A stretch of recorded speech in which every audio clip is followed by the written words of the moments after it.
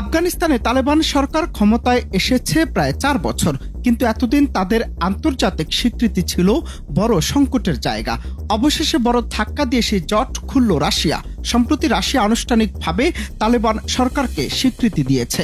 এই সিদ্ধান্ত শুধু মস্কো আর কাবুলের মধ্যকার সম্পর্ককেই নতুন মাত্রা দিল না, বরং গোটা বিশ্ব রাজনীতিতে নতুন করে আলোচনার ঝড় তুলেছে। বিশেষজ্ঞরা বলছেন এটি মূলত রাশিয়ার এক কৌশল, যেটা দিয়ে তারা আফগানিস্তানের খনিজ সম্পদ এবং কৌশলগত অবস্থান কাজে লাগাতে চায়।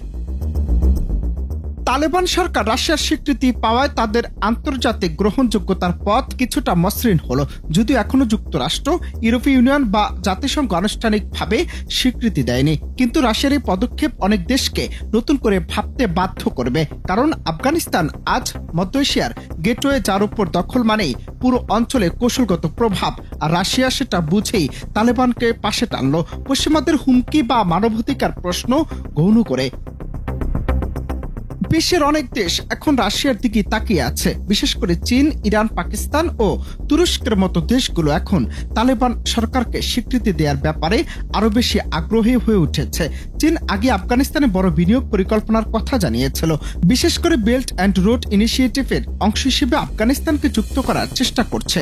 ইরান প্রতিবেশী দেশ হিসেবে তালেবান সরকারের সঙ্গে ইতিমধ্যে অনেকাংশে ঘনিষ্ঠ, আবার পাকিস্তান তো অনেক আগে থেকে তালেবানের নেপথ্য মিত্র। এছাড়া মধ্যপ্রাচ্যের কিছু দেশ, বিশেষ করে কাতার এবং সৌদি আরব, ভবিষ্যতে কৌশলগত কারণে হয়তো এই স্বীকৃতির পথে হাঁটতে পারে। সুতরাং এখন প্রশ্ন উঠছে, আফগানিস্তান ম্যাজিকের সামনে আর কে, আর কতদিন বা টিকবে?